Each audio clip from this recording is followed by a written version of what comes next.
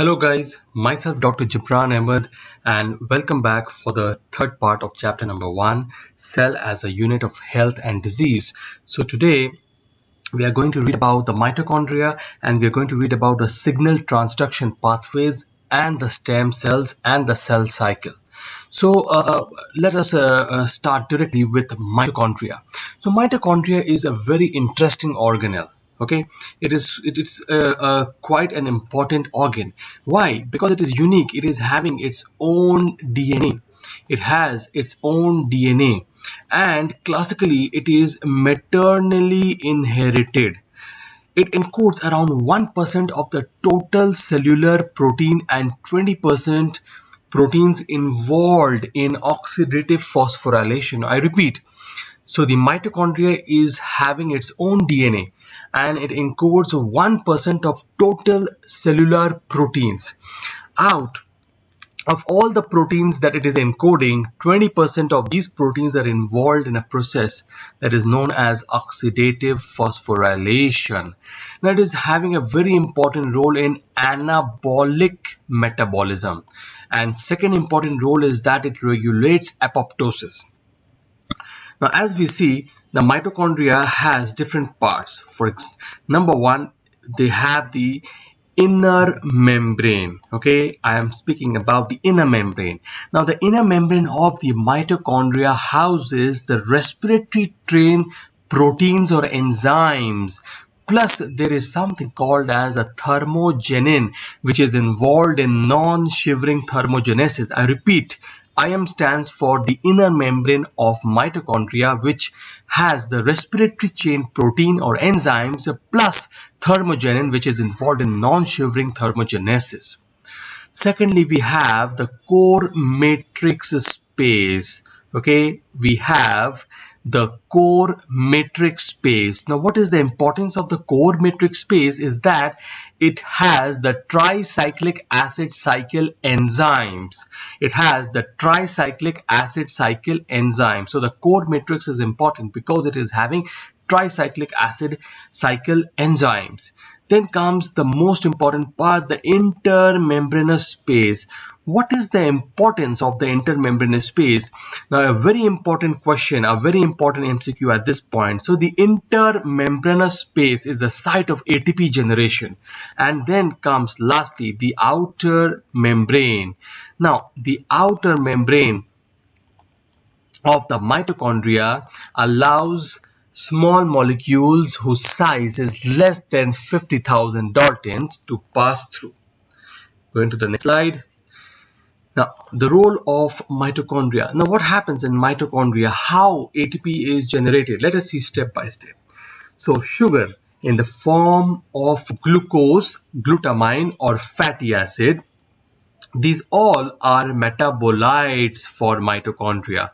They undergo a process called as oxidative metabolism, liberating carbon dioxide. So the sugars undergo oxidative metabolism, liberating carbon dioxide. Now, what is very important that in the process they release electrons, and these electrons are accepted by an electron acceptor called as oxygen, and this acceptance of electrons by oxygen releases a low amount of energy. Now, what is this energy used for?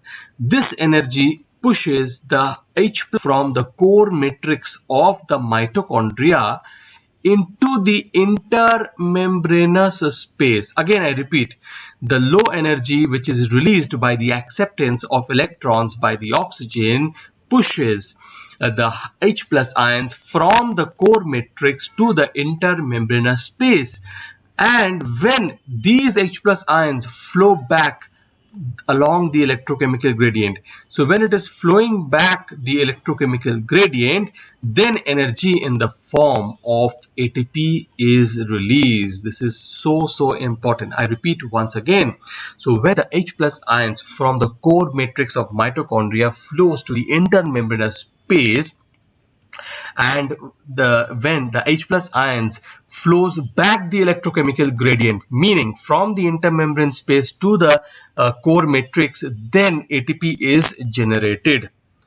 Now, very important, after this, I want to explain what is known as Warburg Effect. But before we understand the Warburg Effect, we should understand one thing. That is that normally oxidative phosphorylation which occurs in the mitochondria is meant to produce abundant amount of ATP. I repeat, normally oxidative phosphorylation which occurs in the mitochondria is meant to produce abundant amount of ATP. Now this abundant amount of ATP is produced for the energy requirement of the cell. Now the mitochondria also burns some amount of glucose to carbon dioxide and water. Okay, so normally no carbon moiety is left for any kind of lipid or protein synthesis. So normally no carbon moiety is left for lipid and protein biosynthesis. So normally mitochondria is concentrated in production of ATP, and in the process it is burning glucose to carbon dioxide and water. So no carbon moiety is left for lipid and protein synthesis. But what happens in cancer cell? In cancer cell, the opposite happens.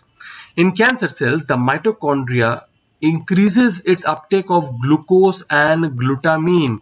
As we have seen, the glucose and glutamine are acting as metabolites in the mitochondria just for production of ATP. Just for production of ATP. But over here in cancer cells, increased amount of glucose and glutamine uptake are used for supplying the carbon moieties to make lipid, proteins and nucleic acid for the rapidly dividing cancer cells. So I repeat, in cancer cells, more amount of glucose and glutamine is taken in to provide carbon moieties to make lipid, protein and nucleic acids which are required by the cancer cells, and less amount of these moieties are used for ATP production, which is the normal function of the mitochondria.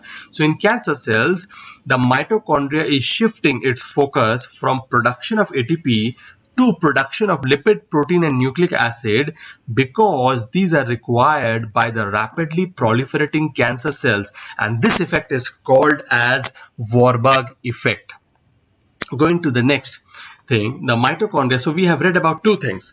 The mitochondria is having a role in oxidative phosphorylation. It is leading to the production of ATP. The second important role of mitochondria is in cell death. So mitochondria can cause cell death by both mechanism, by necrosis, and can also cause cell death by apoptosis.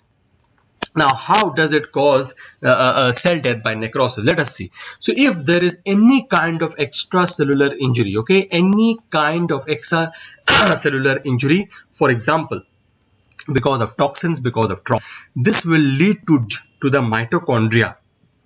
How? By inducing the membrane permeability transition pore, that is MPTP. Now, once this MPTP is activated, there will be loss of H+ ions. If the H+ ions are lost, then there will be no ATP production, because we have seen that only when the H+ ions is flowing back from the intermembranous space into the core matrix, that ATP is generated in the intermembranous space. So if there is no ATP, so cell will not get any energy, and finally the cell will die because of necrosis. Again, I repeat, in necrosis there is an extracellular injury because of any kind of toxins, trauma or ischemia, leading to damage to the mitochondria. How? By inducing MPTP, and this MPTP causes the loss of H+ ions. If H+ ions are lost, there is no H+ ions available to flow from the intermembranous space into the core matrix, which was important for production of ATP. So this will lead to what is called as cell death by necrosis. Now, mitochondria can also cause cell death by apoptosis. Now, in later topics and later chapters, you will come to know that apoptosis has two pathways. One is intrinsic pathway and one is extrinsic pathway. But mitochondria is involved in apoptosis by the intrinsic pathway. This intrinsic pathway leads to a leaky mitochondria. Again, something like MPTP is activated in mitochondria in case of apoptosis, but it is not MPTP. It is some other channel which I will discuss in the next slide. This leaky mitochondria will lead to the leaking of cytochrome C in the cytosol. Okay, so it will lead to the leaking of cytochrome C into the cytosol. This cytochrome C, when it comes in the cytosol, leads to caspase activation, and these are very important enzymes which trigger the process of apoptosis, and this will be discussed in details in the next chapter. Now, I want to say how a cell is activated. In general, just I want to say how cell activation occurs. Cell activation occurs whenever there is a damage to the adjacent cell and pathogens. So, a cell activates when there is damage to adjacent cells and pathogens. Number 2, a cell activates when it is in contact with a neighboring cell via gap junctions. Example, CAMP. So, a cell will activate whenever there is a contact with any neighboring cells via gap junctions. Example, CAMP. Thirdly, a cell will activate because of its contact with extracellular matrix via integrins. Okay, I repeat, a cell can activate because of contact with extracellular matrix via integrins, and a cell can be activated because of growth factors, cytokines and hormones. So because of growth factors, cytokines and hormones. Now let us come to extracellular signaling. Now extracellular signaling can be of 4 types. One is paracrine signaling, means it is affecting cells in the immediate vicinity. That is paracrine, means one cell is affecting neighboring cell. That is a paracrine signaling. Autocrine is one cell is releasing signal which is affecting the same cell which is releasing the signal. That is autocrine signaling. Then there is something called as synaptic signaling, and then there is something called as endocrine signaling. So there are 4 types of extracellular signaling: paracrine, autocrine, synaptic and endocrine signaling. Excuse me. Now this is a very important slide which highlights all the functions of mitochondria. As we see, there is the intermembranous space which I have discussed is responsible for ATP generation. So the intermembranous space is responsible for ATP generation. Now the outer membrane has some small porins which allows the passage of certain molecules less than 50,000 Dalton. Then we are having the core matrix. The core matrix is having the citric acid cycle enzymes. I repeat, the core matrix is having the citric acid cycle enzymes. Now, we have also seen that the mitochondria has an uptake of certain metabolites which is utilized for oxidative phosphorylation. Those are glucose, glutamine and fatty acids. And we have also read that in case of cancer cells, most of these metabolites are spun off from oxidative phosphorylation to building of lipids, protein and DNA for rapidly proliferating cancer cells. Now, we have also read about one more thing, that the inner membrane of the mitochondria harbors the respiratory chain proteins. Inner membrane of the mitochondria is harboring the respiratory chain proteins.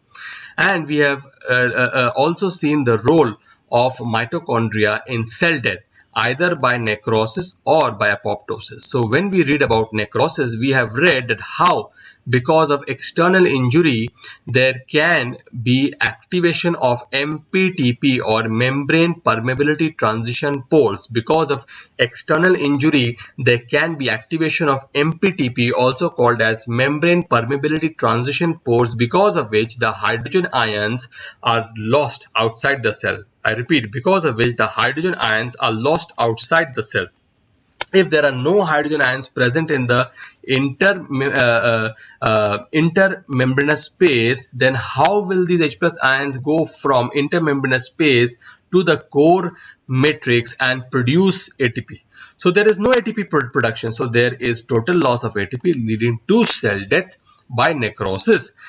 And lastly, the mitochondria can also cause cell death by apoptosis. So whenever the cell signals by itself there is an apoptosis signal by the cells that okay, now the cell should die. Apoptosis means programmed cell death. The cell has decided itself that now I don't want to live. The cell is not viable for living. So the pro-apoptotic signals are given, back complexes activate, and I used the term that the mitochondria becomes leaky because of presence of mitochondrial outer membrane permeabilization, which is causing the loss of cytochrome C in the cytosol.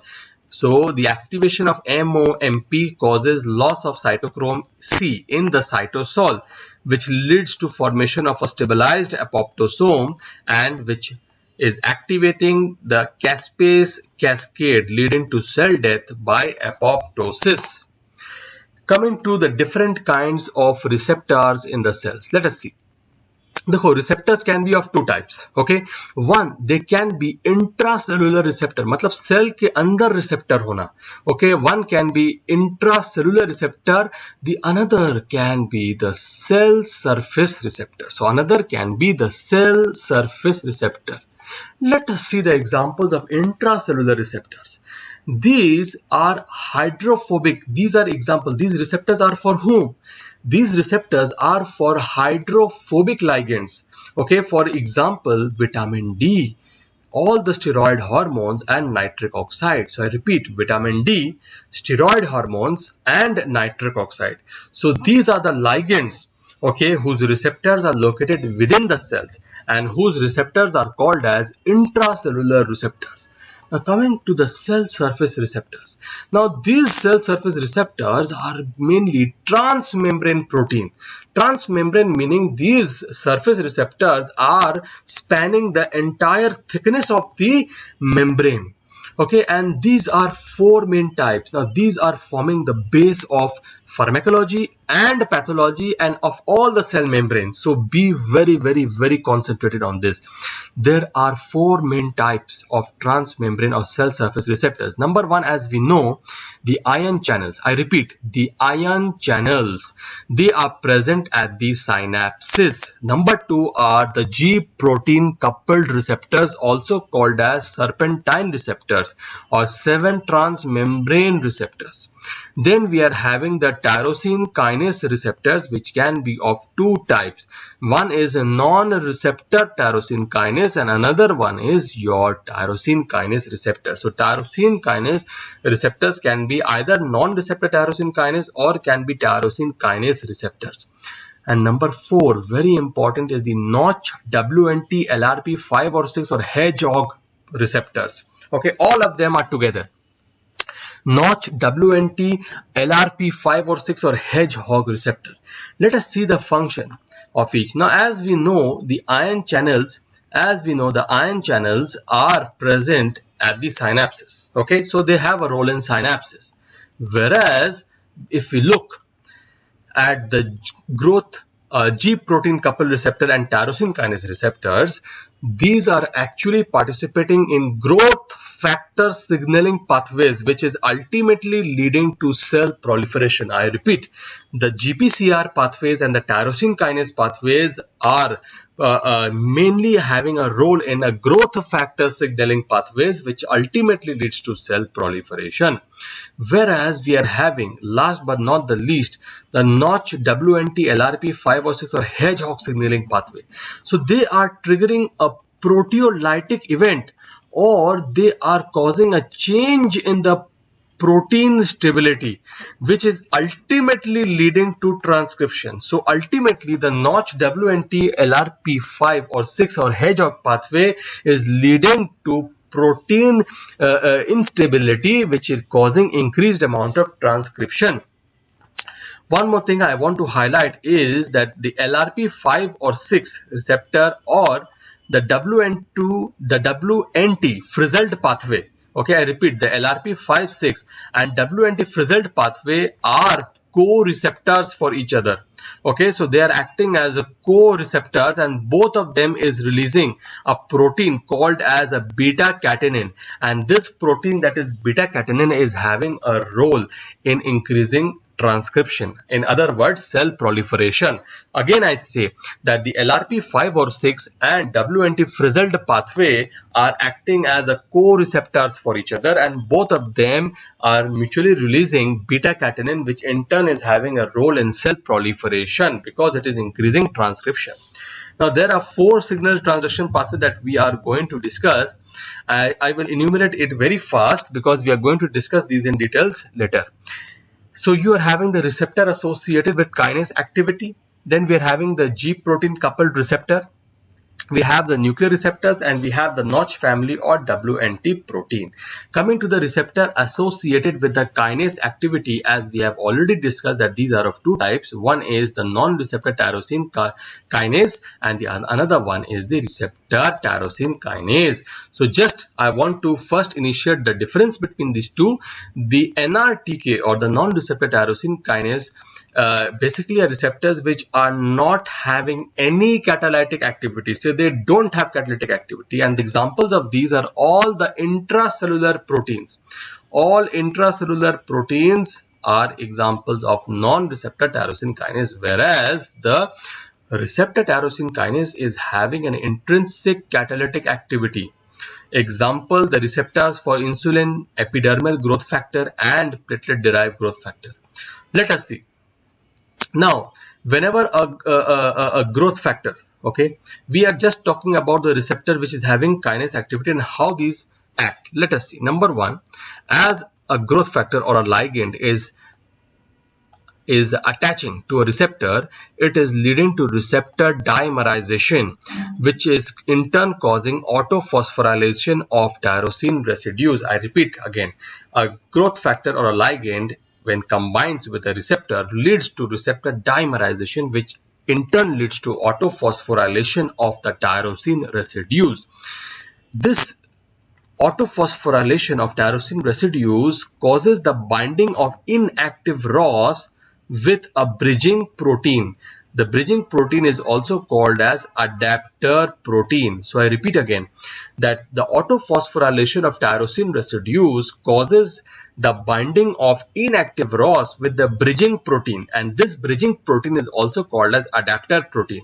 As the bridging protein attaches with the inactive ROS, the GDP is replaced by GTP, and the inactive ROS becomes active ROS. Inactive ROS becomes your active ROS. Now remember, the active ROS can go back to inactive ROS if there is hydrolysis of GTP to GDP. Now, once the active ROS is formed, it will activate 2 pathways of cell cycle progression or proliferation. One is called as Pi3k pathway. This pathway is the phosphatidyl 3 kinase pathway. It stimulates AKT, stimulating mTOR. Finally, it is stimulating transcription, the MYC oncoprotein, and cell cycle is progressing. So this is called as the Pi3k AKT pathway. Whereas another is the RAF or the MAP kinase pathway, which is stimulating MAP kinase, which in turn is also stimulating transcription and encoding the MYC protein, and ultimately leading to cell cycle progression. Again, this is a diagrammatic representation. You can see how a growth factor is attaching to the growth factor receptor, and there is autophosphorylation of the tyrosine residues. Now, as and when there is autophosphorylation, the bridging protein or the adapter protein is attaching with the inactive ROS, and the GDP is replaced by GDP, and an active ROS is formed. Now, the active ROS can give rise to again inactive ROS if the GTP undergoes hydrolysis. Now, once the active ROS is formed, there are 2 pathways of cell proliferation. One is the Pi3k AKT pathway. The another is the MAP kinase pathway, and ultimately that leads to an activation of transcription with upregulation of MYC protein, and which leads to cell cycle progression. So ultimately there is activation of transcription with MYC protein formation and cell cycle progression. Now, going to the other signal transduction path. other signal transduction pathways like the G protein coupled receptor or serpentine. Again, this is very simple. Again, you know, when a ligand is combining with the G protein coupled receptor, the G protein is combined with GTP, now becomes active because the GTP is released and GTP attaches. This leads to activation of G protein coupled receptor, which increases the levels of CAMP and IP3, which we know act as secondary messengers and lead to an release of calcium ions from the endoplasmic reticulum, and once calcium is released, signal transduction is happening. Another being the nuclear receptors. Now, nuclear receptors are very simple. Now, they are for hydrophobic or lipid soluble ligand. They bind with intracellular protein, okay, and these intracellular proteins goes and bind with the nuclear DNA and may increase or decrease transcription. Now we have the notch receptor. Whenever a ligand is binding with the notch receptor, leading to the cleavage of the notch receptor. So whenever a ligand binding with the notch receptor leads to the cleavage of the notch receptors, which ultimately leads to transcription. So all the signal transduction pathways has one thing in common, that most of them are actually increasing transcription. Some of them may also decrease transcription, but usually they are increasing transcription and they are causing cell cycle progression. Lastly, we have what is known as the Wnd protein. As we see, Wnt is actually a ligand, okay, and frizzled is actually a receptor. So as we have seen that Wnt frizzled pathway along with the LRP5 and 6, both of them are causing an increased release of a protein called as beta-catenin. So normally beta-catenin का function क्या है? Normally the beta-catenin will cause increase in transcription. So beta-catenin is always released only when cell proliferation is required. Okay, I'm repeating, the beta-catenin is always only released when transcription or cell proliferation is required. So if the job of beta-catenin is done, what happens? These are the target for ubiquitin-based proteasomal degradation. I hope you remember about the degradation that I have discussed in the previous class, wherein there is a proteasomal degradation, where what happens that the beta-catenin will be tagged with ubiquitin, and these ubiquitin are recognized by the proteasomes, which are nothing but the protein grinders, and they will actually chew or grind the beta-catenin. So normally beta-catenin levels will be raised only when cell cycle proliferation or transcription is required. If the cell doesn't require to divide, then it will be degraded. So beta-catenin in cancer cells prevents a proteasomal degradation because it is having a protein called as disheveled. Now, what are the effects of cell signaling? It can either cause enzyme activation or deactivation, nuclear or cytoplasmic localization of transcription factors. It can cause transcription factor activation or deactivation, actin polymerization, depolymerization, protein degradation or stabilization, or activation of feedback mechanism. May be positive, may be negative. Now, this is again to sum up all the pathways that we have discussed. We have already discussed the NRTK. इसमें खास बात किया that the ligand is hydrophobic or they are lipid soluble and they combined with the intracellular receptors, and then downstream the pathways occurs, they combine with the nuclear receptors and then may decrease or increase transcription. Comes the tyrosine kinase receptor activity. We have already discussed about the tyrosine kinase receptor, wherein there is autophosphorylation receptor dimerization, ultimately leading to an active ROS, which leads to increased transcription. Okay, which ultimately leads to increased transcription. We have also seen about the G protein coupled receptor, how they are acting. They're increasing the level of CAMP, which ultimately increases the calcium levels. Now here, how the nuclear hormone is acting, as we have seen, they go inside, they combine with intracellular hormone receptor, they are going and binding with the nuclear receptors, and there is transcription of nuclear hormone target gene. Now the notch ligand, as we have seen this, the notch, Wnt frizzled, LRP5/6, all of these are same. The hedgehog pathway, notch, Wnt, because all of them ultimately causes an increase in the beta-catenin levels, and beta-catenin always causes increased transcription. But in normal cells, the levels of beta-catenin is controlled. Now we come to the process of cell cycle. Again, a very important topic, and I will go very slowly because this is a very important, neat topic as well. Now, first of all, okay, in a cell cycle, we can see there are 4 phases. There is a S phase, that is a phase of DNA synthesis or chromosomal duplication. I repeat, there is an S phase for DNA synthesis or chromosomal duplication.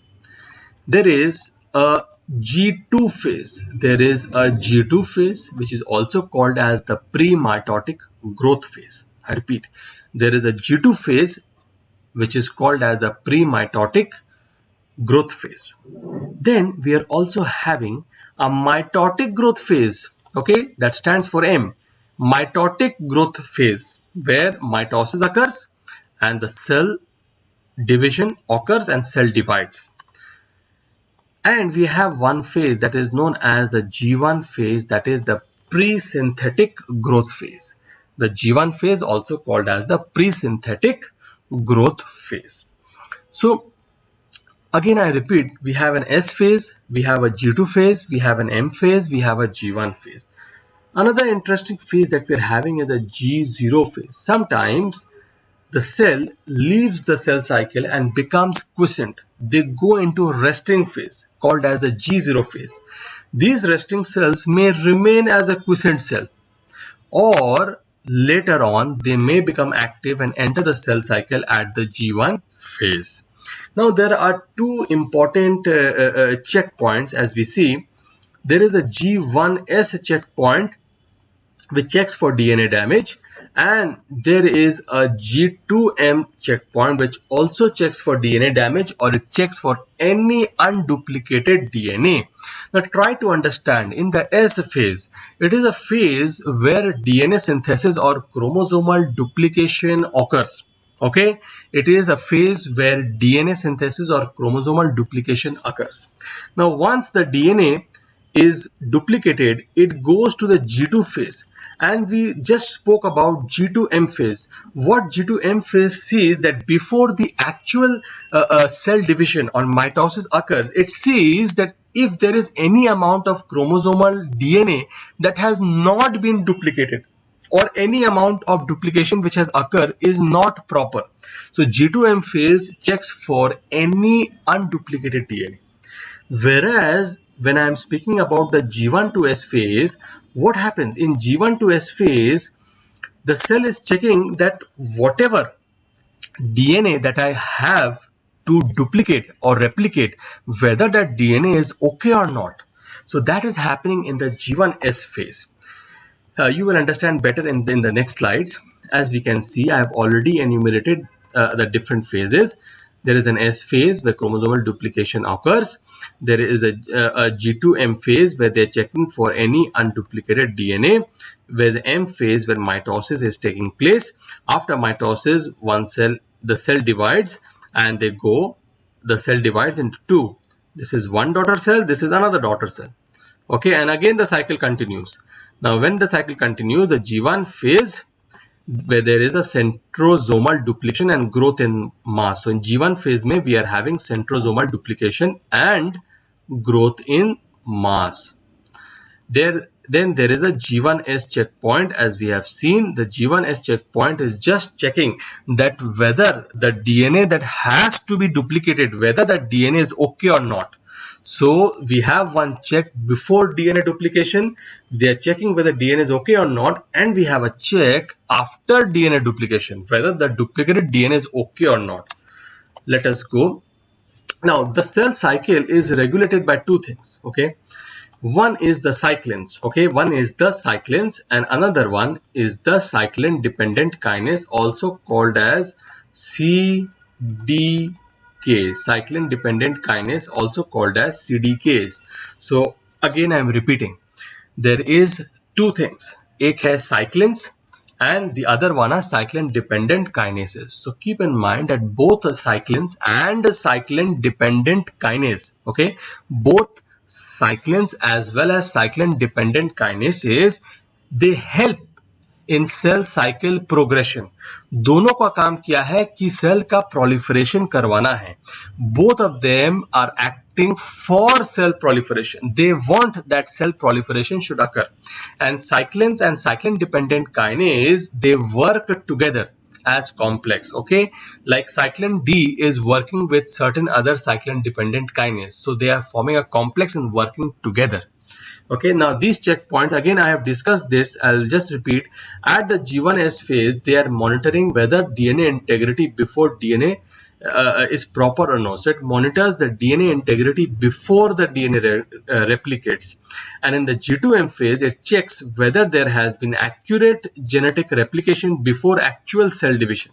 So if in 1 and 2 the problem, if there is any problem at these two checkpoints, either at G1S or G2M phase, if there is any problem, the cell will go for DNA repair. So if any problem in G1S phase or G2M phase, the cell will go for DNA repair. If it is unrepairable, then the cell will go for apoptosis, or the cell will become senescent. Senescent matlab it will stop dividing. It will stop dividing, and this senescent state is produced with the help of P53. With the help of P53. So in the previous slide we have read about the cyclins, and there are 4 types of cyclins as we have seen. There is cyclins D, E, A and B. So there are cyclins D, E, A and B. There are 4 types of cyclins, and there are cyclin dependent kinase. In this particular slide we are reading about the cyclin dependent kinase inhibitor. Okay, so they are actually enforcing the cell cycle checkpoints. Understand what I'm saying is that these are cyclin dependent kinase inhibitors. They will not allow the cell cycle to progress. In other words, they will not allow the cell to go forward. Okay, so these are very important, because if cyclin dependent kinase inhibitors will not work, it will lead to tumor malignancy. So let us read about the cyclin dependent kinase inhibitor.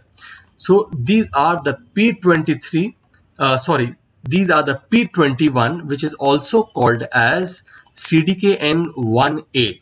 We have another cyclin dependent kinase inhibitor called as P27, also called as CDKN1B, and we are having P57, which is also called as CDKN1C. So I repeat, the P21 is also called as CDKN1A, P27 also called as CDKN1B, and P57 also called as CDKN1C.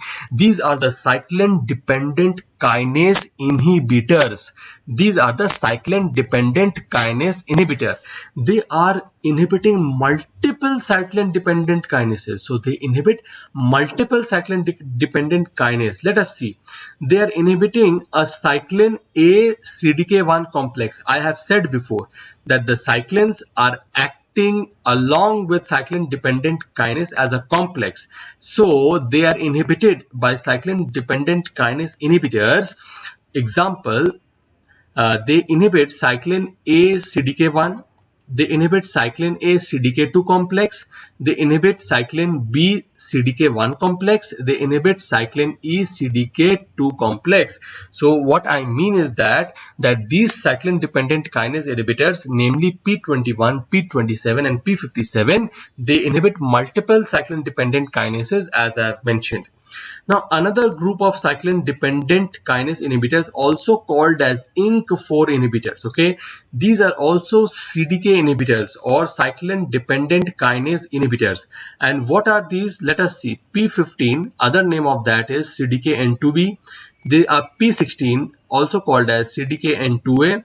They are P18, also called as CDKN2C, and they are P19, also called as CDKN2D. All of these are cyclin dependent kinase inhibitors, and these cyclin dependent kinase inhibitors, namely P15, P16, P18 and P19, are called as INK4A inhibitors. What is the importance of this? That they inhibit cyclin dependent kinase 4, that is cyclin D, and they also inhibit cyclin dependent kinase 6, that is cyclin D. Okay, so they are inhibiting cyclin dependent kinase 4 cyclin D complex, and they are inhibiting cyclin dependent kinase 6 cyclin D complex. So I have already mentioned, if cyclin dependent kinase inhibitors will not work, it will lead to tumor malignancy. Let us see this.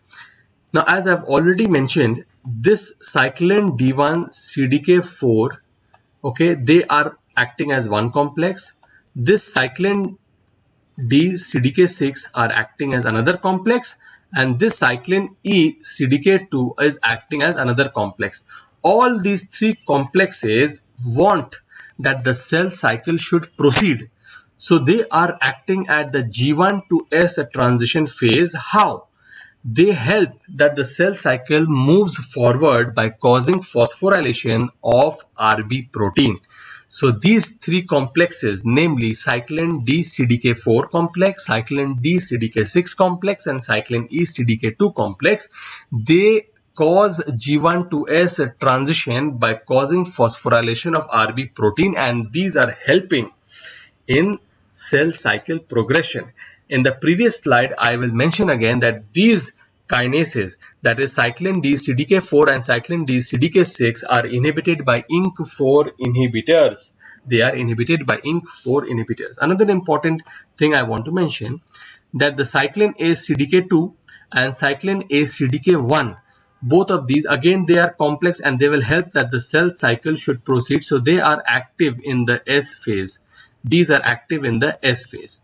And one more thing, that cyclin B CDK1 is essential for G2M transition. So at the G2M checkpoint, it is the cyclin B CDK1 complex which is helping the cell cycle to proceed. So I repeat, for G1 to S transition, cyclin D CDK4, cyclin D CDK6, and cyclin E CDK2 are required for cell cycle to proceed, whereas at G2M transition point, the cyclin B CDK1 is essential. Let us see this final slide for the day. As I repeatedly said, that these group P21, P27, P57, P21, P27, P57, P21, P27, P57,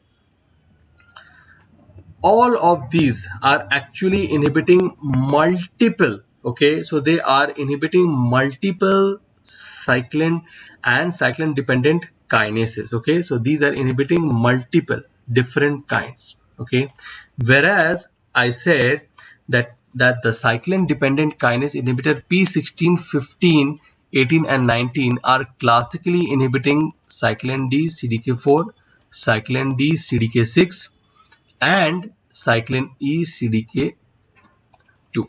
So they are classically inhibiting these. Let me go to the previous slide and let me mention, as we see, the P15, 16, 18 and 19 are inhibiting CDK4 and CDK6, as we see over here. Now, one important thing I want to highlight, that for the cell cycle to proceed at the G1S phase, what is required at the G1S phase is requirement of these three: cyclin D CDK4, cyclin D CDK6, cyclin E CDK2. They help in phosphorylation of Rb to Rbp, and that helps the cell to proceed the G1S checkpoint. Whereas I also mentioned that the cyclin B CDK1 complex helps in G2M transition, and I also mentioned that the cyclin A CDK2 and cyclin A CDK1 helps in S transition, S phase transition. Thank you so much for listening to me. I urge all of you to make good notes of my sessions, and please watch my videos and please subscribe. Thank you so much.